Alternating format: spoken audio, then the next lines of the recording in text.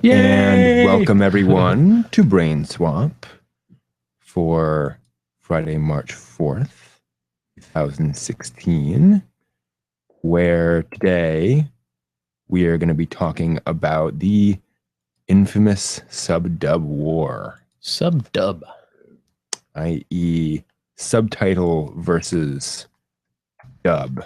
Or really more accurately, Japanese dub versus English dub. Subs. Dive.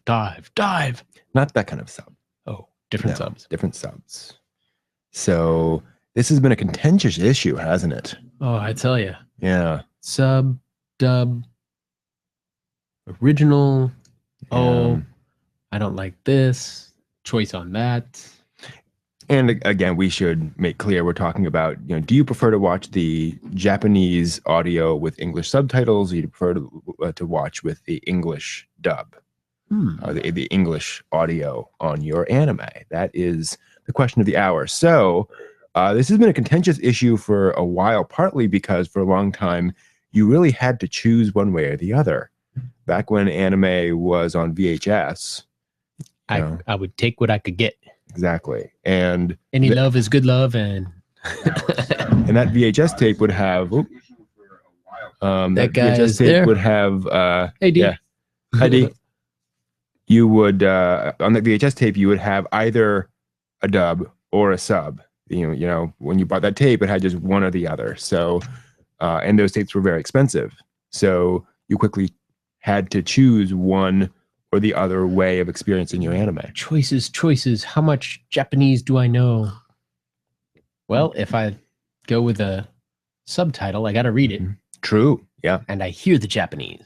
So enough times of hearing baka, I finally picked it up. Yeah. Well, you pick up what you think is the translation. We'll probably get into that too. Yeah. There's so many different meanings. Words just being carriers of such. Right. And then, but of course, now we have DVDs. Yep. And yeah. D, you donated to us. Yeah.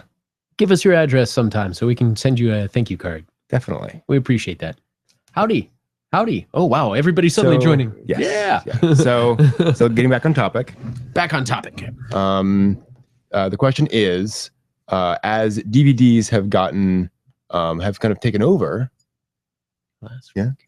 DVDs have taken over. Yeah. And distribution, it seems that that's the way to go for collectors. And with DVDs, you have usually multiple options. Yeah. You have your Japanese audio, you have your English audio, you have your Japanese audio, and you can put in English subtitles. Yep. And, let's kind of put aside the fact, obviously, there are some releases where there was no English dub. Right. So that option isn't there. But that's a relative minority. But sometimes they still have the subtitles. They always have the subtitles on an American release, right? On an American release, yeah. So that's a good point. So we should say we're talking about kind of American releases of anime. If you want the English dub, it is available. Yes. And obviously, if you're streaming, you can choose between one or the other two. That's an option as well. I like it when there's French and Spanish. It really messes with my head. You can learn a lot. Or Russian. There have been the Gundam Unicorn release had a bunch of different languages on there.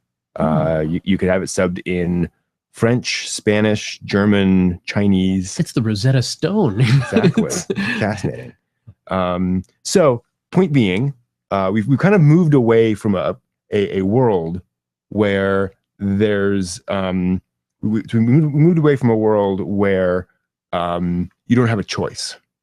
Right. So these days you can absolutely listen to one or the other if you want. You would think with more flexibility there would be less contention. Right. Exactly. So the question becomes, the sub-dub war was very potent for a while, and not just because of the economic aspect, but because people had specific reasons why they liked one or the other. They preferred the Japanese voice acting, for example. Yeah, it does have a different feel to it. It sure does. Different inflections, different emphasis. You have a sort of a feel of emotion, but knowing what words mean what, unless you've really studied, and even then, and knowing all the subtleties or double entendres or things like that. Exactly. And I was talking to somebody today or this week who said, you know, his problem is that if the American or English voice acting isn't superb or even doesn't work for him, he knows. If the Japanese isn't working for him, he doesn't know. Right? It's a different language. It has its own patterns that he hasn't grown up with. So, you know, obviously you can hear emotion or not hear emotion, but because it's just a completely different thing, you can just kind of let that wash over you and it doesn't matter to you as much as opposed to in your own language. He prefers it for that reason. But again, point being, because we can choose now, why even discuss it? Like, why even argue about it? And part of it is that question of, if I think the dub is better and I say the dub is better, unless I can, you know, specifically sort of analyze that and prove it. Yeah, it's hard to scientifically quantify. Is it better? Maybe it's better as far as accuracy, but not carrying like an accurate translation, but not carrying over into English. I mean, you can be precisely literal in translation and completely miss a joke, miss a double entendre, a pun, a play on words. Where the literal translation is great, but you're losing the fun of the thing. So, or vice versa. You could put in a pun because that works really well in English for some other joke that didn't work in the Japanese. And you know, they had that problem with Kadocha, where Kadocha has quite a few sort of 90s specific puns about, you know, popular singers of the time, stuff like that. Which nobody in the English audience is going to really. Heck, even Japanese audiences today probably wouldn't recognize a lot kids of those. Today. It's an anime from the 90s, What so are they it's been a talking while. So they kind of you know, generalized the joke. So they were still like about singers, but it would be like, you know, the Police or Sting or the Beatles or something. So a little more broadly understood. So yeah, so that's, you know, you're absolutely right. That is also kind of an aspect to it. But, you know, getting back to that point, you know, if I like it, unless I can like accurately nail it down, what is that argument going to accomplish? Well, to play the devil's advocate. Sure. Yeah, please. Translation from one person translating to another translation may be different. And certainly true. If you look at all the different fan subs, you can see different variations of, you know, the same story is being told, but the nuances may be different. You may get a different feel for a character just by the words that are chosen. While both of them may be valid as a translation, the original content director may have something different in mind. The English translators may have something different in mind. And what's really fun is sometimes watching the English with the English subtitles on, because those may be completely different sometimes. And then you go, well, wait, which English should I pay attention to? That's different. It means one thing here and they're saying the other thing there. And, you know, so being able to see the story from several different perspectives is very appealing. And I completely agree with you. And that's where it gets kind of strange, because I would love to see people analyzing or comparing two different translations and comparing the dub word for word to the sub, for example. That's not what I see. I see people saying, you know, dub only. Yeah, dub only, sub only across all anime. Or across, you know, the vast majority. That's kind of closed-minded. Yeah. Because it cuts out so many options. I mean, I've seen situations where the fan sub has done such a great job. It's inspired me to buy the US release, and they didn't use the same choice of words. They still got the meaning across, but the humor was so much better in the choice of words. And being able to choose both of them, the English dub, you know, while it's great, you know, the Japanese voices with the English underneath the sub was so much more exciting. And so I said, well, hold on, what about the English subtitles for this on the official English release? And it pretty well matched the dialogue, but it didn't follow the same translation that the fan sub did, and that's what pulled me in to begin with. And this gets to some of the complexity. There's getting back to Kadocha, actually. There's a plotline in Kadocha involving Sana-chan, the main character, who's a child actress, and her manager Ray. And at one point, Sana-chan says this thing that she calls Ray her pimp. She does not know what that word means. She knows that it means somebody that you work and he gets the money. Yeah, that's what that means for her. So that's kind of a running gag in the show, is that everyone's heard that from Sana, and it's funny. So there's a classmate of Sana who eventually essentially challenges Ray on this. He goes to meet Ray and says, "So, what is your relationship with Sana? Yeah, you know, obviously you know, it's not that, but like you're around her all the time, and she's very lovey-dovey with you, and there's reasons for that. I mean, they're very close physically, not in that sense, but you know, they're very touchy-feely, if you will, as kids are, you know, with people they really like. And I should point out, Sana's 12, so it's not no. But this boy challenges Ray on this, and Ray has never really processed the fact that he is that he's allowing Sana to cuddle with him and all this kind of stuff, and talk about how much, you know, she loves him in a normal, childish way. The crush on the older caretaker. And he's not setting any boundaries for her. Like he's not establishing the fact that, you know, that's cute, but you know, Sana, we need some distance between each other. And there's a point where as this boy is turning away, or is leaving, he turns back and he says, "You shouldn't screw with children." That's the fan sub translation. You shouldn't screw with children, which has a wonderful multiple entendre. Yeah. I mean, you can take that so many different ways. Exactly. That's not in the official translation, because that's not the official translation. That's not what was in the original words. Right? The fan subber added that multiple levels of entendre to the line, because the line was basically, you shouldn't mess with kids' minds. You know, you shouldn't lead them on, if you will. But having that ambiguity of the meaning, it's a great line, and perfect. It fits even better in English. Right. So that's where things get complicated, where a fan subber can look at that and say, you know, I'm translating this. I know the overall intent of the scene, and so I can add something that just kind of pluses it and makes it really awesome.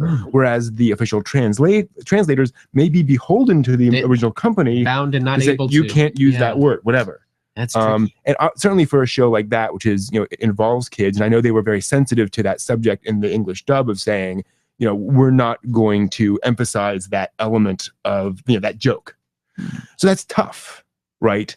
You know, you may not be getting an accurate translation, but it may be, in a sense, better than the official translation, because that is more constrained. Excuse me. So what about voice acting? When you hear English and all the characters are great, but one of them just feels like they're completely either grating on your nerves, or just feel like they're not cast right for the picture that you see. When you see something like that, and the voice acting just like the casting director didn't really nail it. Well, they had a different conception for the character. So in cases like that, I can see going with a dub, or listening to the Japanese under the dub would be more appealing. And I've gone both ways on that. You know, I've watched things where where I've listened to the English dub and been like, nope, going back to Japanese, and listened to the Japanese dub and like, nope, going to English, because there was just one character. I had this problem with Ranma, is that just the male Ranma voice does not work for me in Japanese.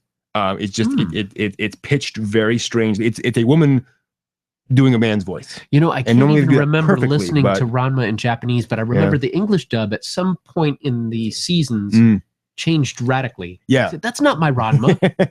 How did this happen? Yeah, they got a new voice actor for Ranma. That was could be traumatic. It's one of those things where, and that is a classic voice in Japanese, and I mean, nothing against that voice actor. Fit with the character, right? And it's one of those, and it's again one of those things where, to Japanese ears it sounds fine, and to certain American ears it sounds fine, but to me it just didn't fit. So it happens both ways. with Gundam. I usually prefer the Japanese dub because the English voice acting sometimes just doesn't fit the characters. Those of you who've seen Gundam Wing, General Septum, you know exactly what I'm talking about. Sometimes I feel like the age of the voice actor and the age of the characters don't match up. Like, sure, this should be an older sounding voice. This is obviously a younger voice actor trying to play an old person, or vice versa. This is an older sounding person that should be younger sounding. Or Derpy brings up a great point in the chat room about age. An English voice trying to sound like a young girl can sound very strange. And obviously, you can't always bring in an 8-year-old girl to voice that character. But it's much harder for us to sound accurately like a very young girl. We tend to it tends to sound really weirdly high pitched. Whereas in Japanese, because of just the different ways that those voices work in Japanese, it sounds more natural. When a Japanese voice actor, well, natural to us. Obviously, we haven't grown up with this language, but it's a great point. That there's that there's a difference just in how the languages come out in our voices. It's funny, you as you listen to more and more anime, specifically with your ear in mind, you begin to pick up certain things, and the more you listen to the Japanese language, the more you get sort of a feel for it. Not necessarily a comprehension or understanding, but more of a feel. Yeah. And that's one thing that I would say is heavy for me on the dub side, because being able to develop my ear means that I can kind of pick up the emotions from the dialogue as I read it, of what these people would say, and how this emotion kind of is expressed in tonal quality, in pacing, in volume, and things like that. But it's not necessarily always an accurate thing. And but I get a feel for it, a general feeling. And you bring up a really important aspect of this, and part of this aspect generally, which is part of why we like anime is because it's different. And I think part of the reasons a lot of people like listening to the Japanese dub is because you're hearing a different language. And it's fun to hear something for us. A lot of people just, but it's fun hearing that and trying to parse it, trying to get a sense for those emotions, those feelings. And I think it's part of the reason for the sub-dub war is because people, for lack of a better phrase, kind of identify themselves with this desire to listen to the Japanese dub and understand it and get that feeling, whether or not they are, no matter how much they are really understanding that, it's fun to try, right? It's fun to listen to those things. And so I think when you see somebody doing listening to the dub, they're like, well, why would you want to do that? I mean, we're watching it's okay. We're watching anime. Anime is Japanese, so you should listen to the Japanese dub, right? That's part of anime. It's Japanese. So listening to the English dub can seem like a dilution, if you will, of the anime, where you're not getting the entire thing.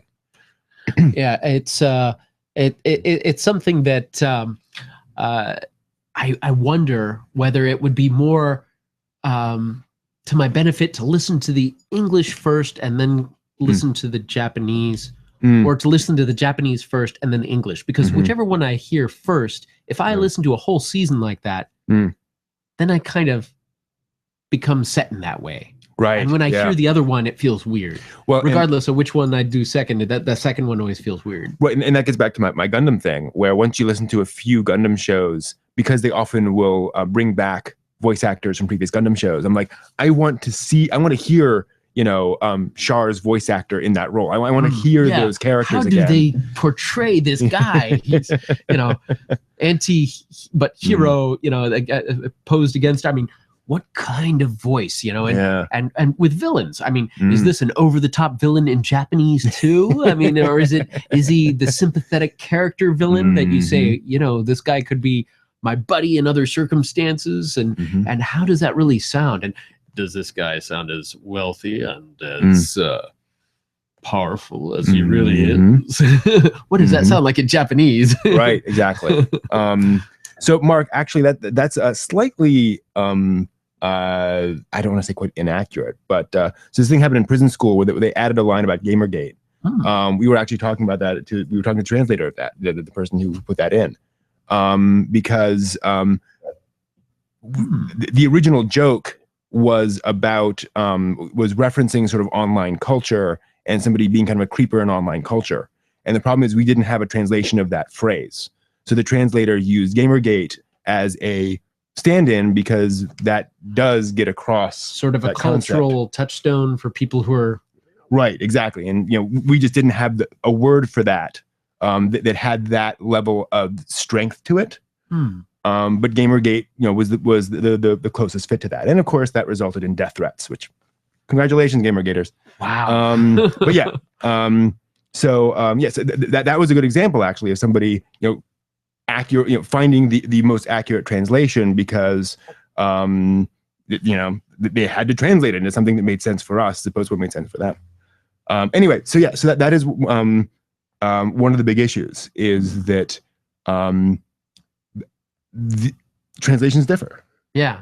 And even within the same show with different people. Right, exactly. And we've seen that with official translations too, where you get a different translator and things shift around a little bit. The tone shifts in the series. And seeing the caption versus the sub versus the voicing of the characters, you can end up with 3 different things. Usually the caption will follow the voice closer because that's for people who are watching captions. There's a difference between closed captions and subtitles. And that's something that closed captions are used almost exclusively in the US as a specific line within the of character for people who are turning on CC1 on their TVs, and there's also other things that haven't been employed as much. There's a special channel that's been developed for people who have impaired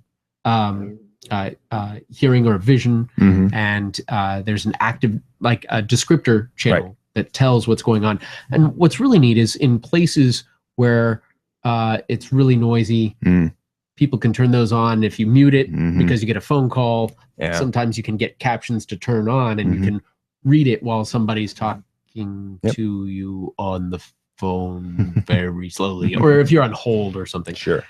But caption is very different than subtitle, and subtitle, even though you can turn it on and off, it's not embedded necessarily in the same way. And also, this gets to the fact that Japanese is a very different language. So you can have a concept that comes across in 3 or 4 syllables that just needs more syllables in our language.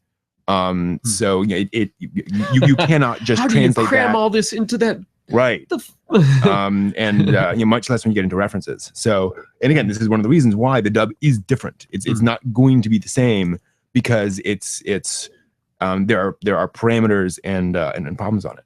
How about walla, or background, people talking in the background, the background noise? You go into a crowd scene and you hear people talking in the background. While the main characters are talking. Yeah, someone in the chat room mentioned that they find the walla weird in English dubs. I haven't found that personally.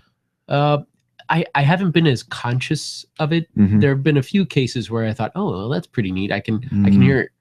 They actually paid attention to the fact that this person's in public and there is a public that's live and interacting with each other, oblivious to the main characters. So it felt more natural. And that felt a little bit weird because I'm not used to it. Right. But it's neat to see that. And how they come up with the dialogues for those is kind of a good question, because I don't think that's necessarily the same pattern that the main characters are going to follow. So I think there's some creative license. Yeah, I remember hearing about that, where they said, often the Japanese will just say, it's background chatter. They made up random, the voice actors in Japanese just said kind of random stuff in the background. Nobody wrote it down. Nobody translated it. So, you just kind of do whatever you want there. It's not important. So it does tend to sound differently. Different.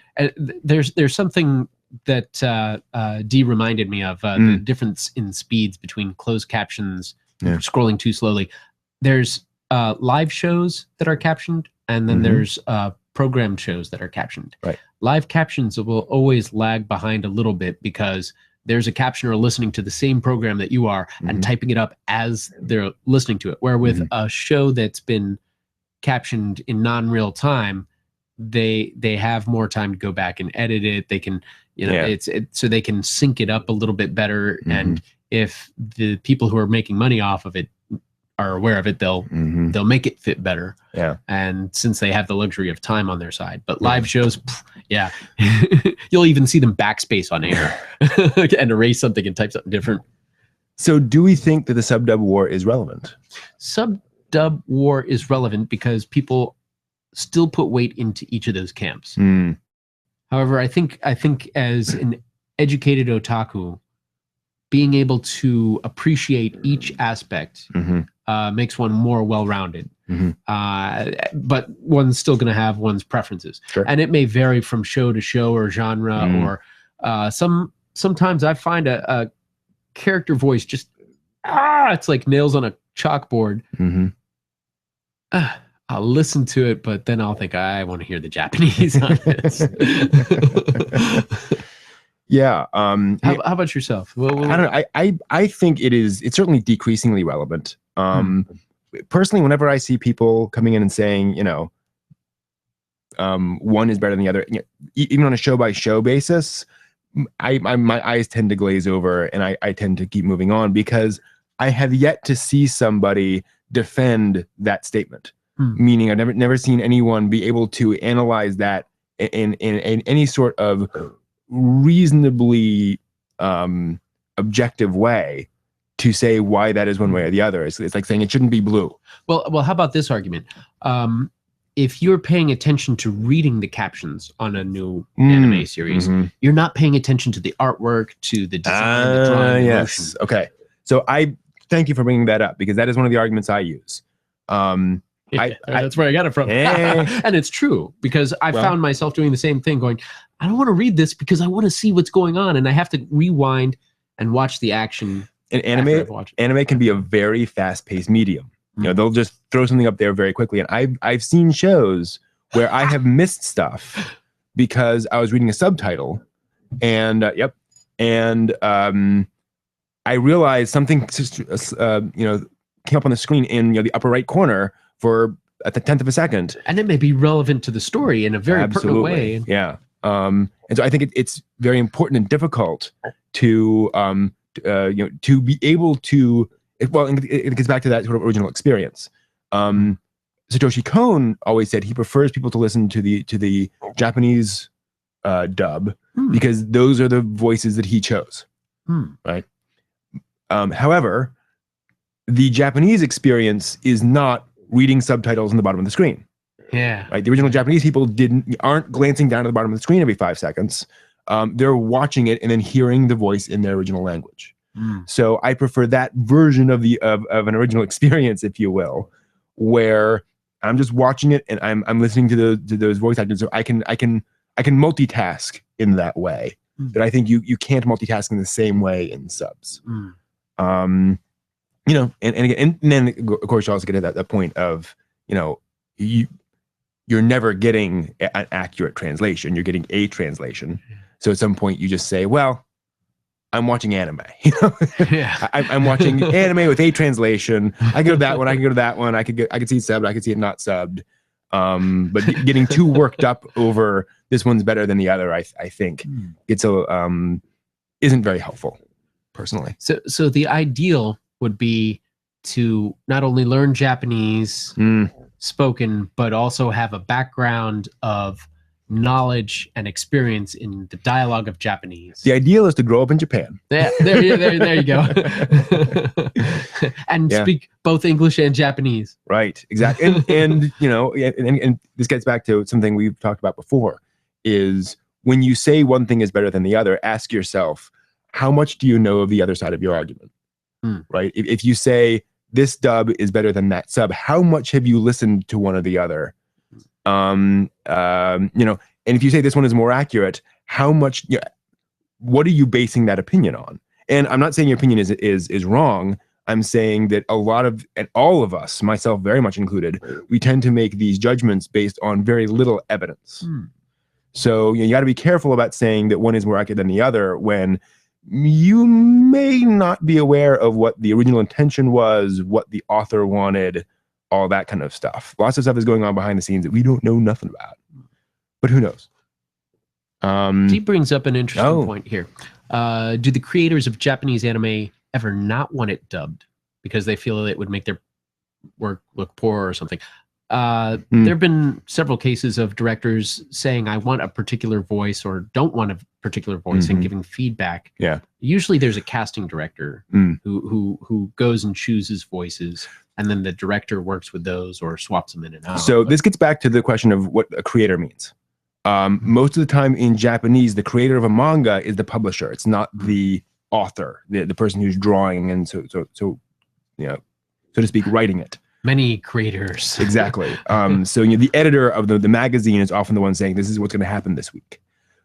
So the publisher is more than happy 99% of the time to dub it in as many languages as they want, because they're trying to, get it out there and make as much money as they can off it. They're trying to make it as big of a property. The mangaka or the, author of the novels, whatever, they rarely get a say in that. And by that, importantly, nobody asks them, right? We don't know whether or not they would prefer not to be dubbed, because it's not their decision, and nobody goes and says, well, what did you think most of the time? Now that said, I don't think I've heard of somebody who said, don't dub this into any other languages. But I want to control who I choose. I'll give the stamp of approval on the voices that I'll hear. Yeah, it's almost well, and it's very rare for the author to be involved. Period. They're not the ones choosing those voice actors anyway. Now, when you're asking about creators in terms of the original staff, right, the ones who did choose those voice actors, again, usually not. So Satoshi Kon would be one example where he said, I prefer people listen to the. Well, he said, I prefer people listen to the Japanese dub, but he wasn't against people dubbing it, right? So that's different. But generally speaking, I don't know of folks who say, the Japanese dub is the only correct dub and no one should watch anything else. There's probably one or two, but it's pretty rare. That to be said, there are certain people who would like to preserve their creative rights if they're not licensed and don't want fan subs to be out there. So that side of it, yeah, there's definitely that. Absolutely, yes. Well, and Ken Akamatsu, famously the creator of Love Hina, he created a whole website just for official manga translations. Wow. Yeah, he actually paid for and built a site just for English translations of manga and I love other Hina. languages.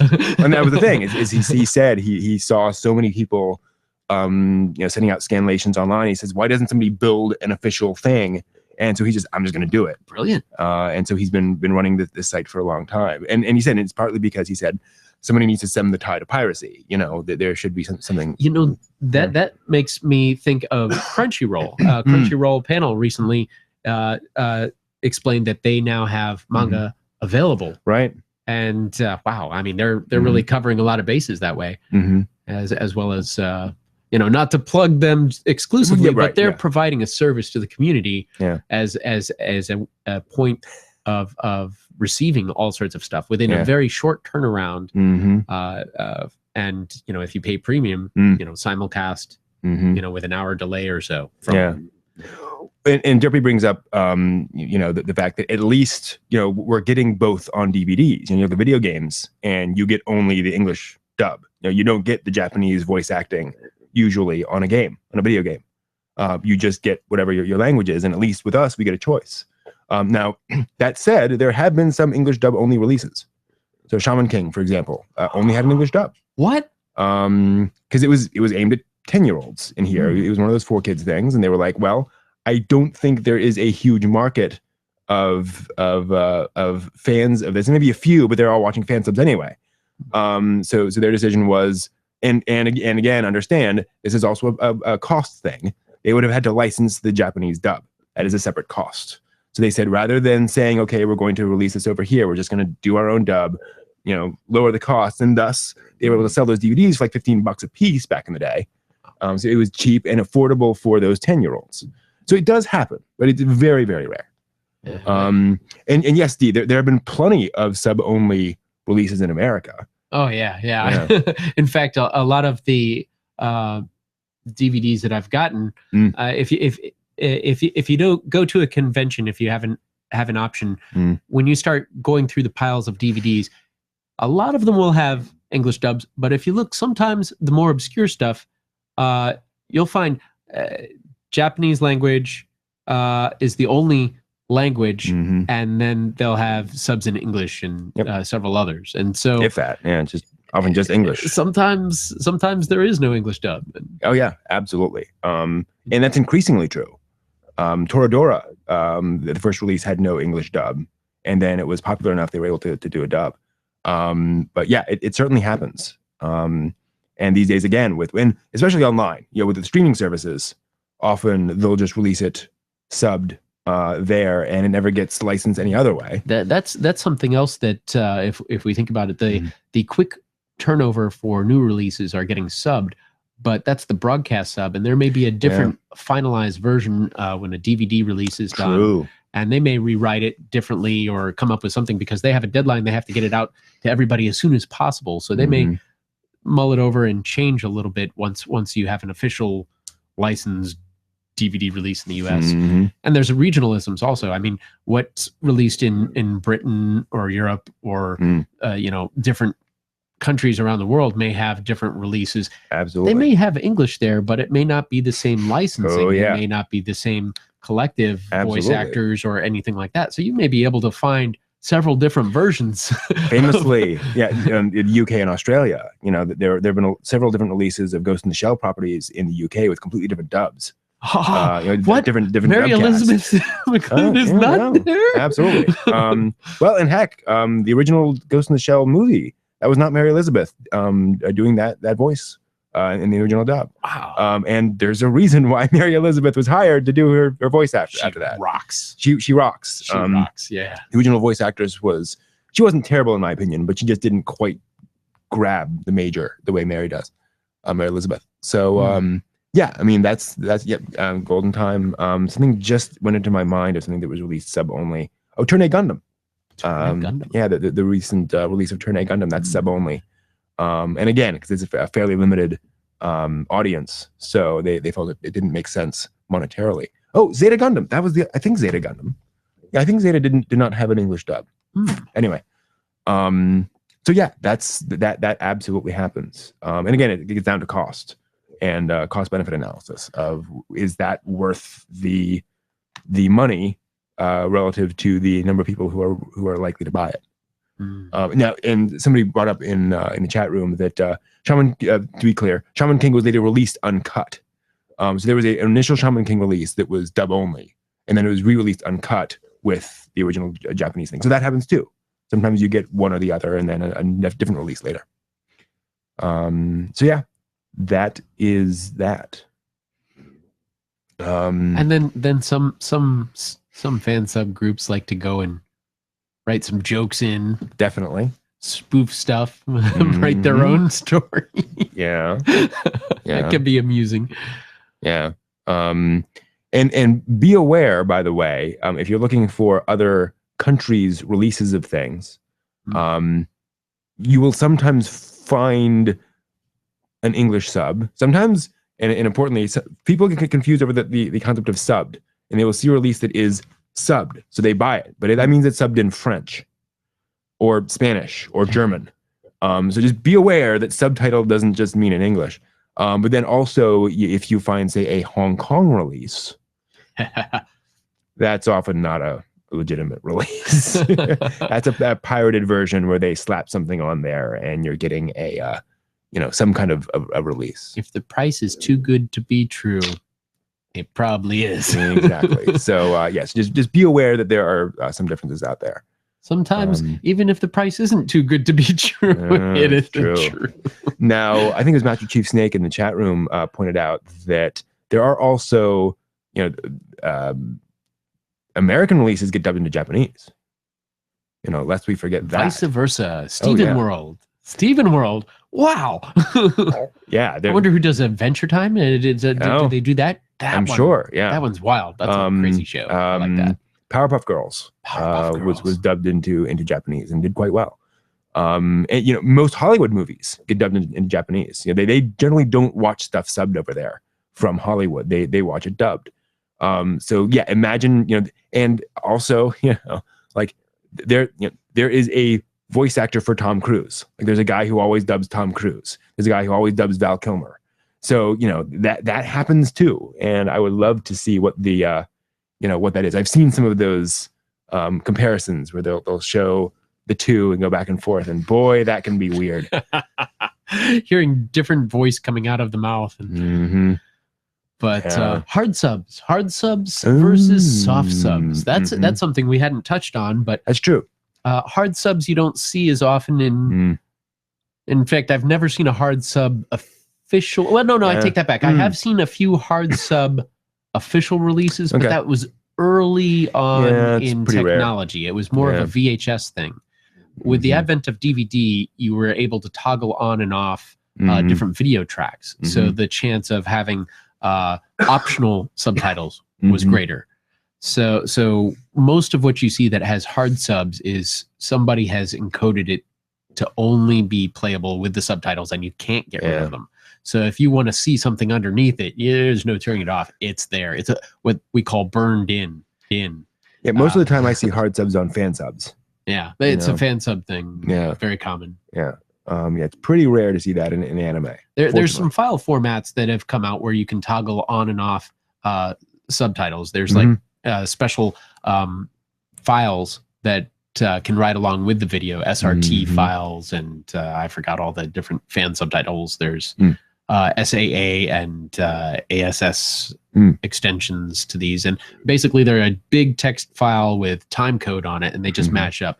MKV is a perfect example of that. You can toggle on and off, different subtitles. And when people are doing their fan dubbing, you can tell a higher quality of fan dubbing is done where it's not burned in. You can toggle on and off. You'll have multiple soundtracks.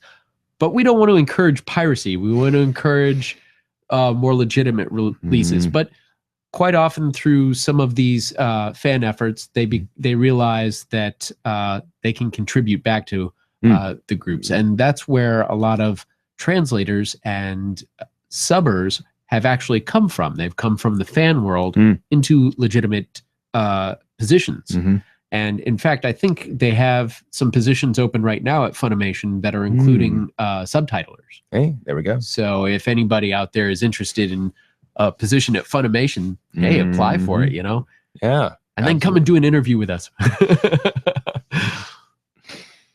And I agree, Sophronia. I'd like to see Powerpuff Girls in Japanese too. That's cool. I've seen one or two clips, and it's pretty much what you'd expect. Powerpuff Girls. It is a lot of fun, but it's different voices. Now, although the funny thing is, Powerpuff Girls, they do have very cartoony voices, so it does kind of it works a little bit more closely than Val Kilmer, where he just Kurt Russell. I wonder if they had somebody from the English creative group there saying, no, that voice needs to be more cartoony in Japanese.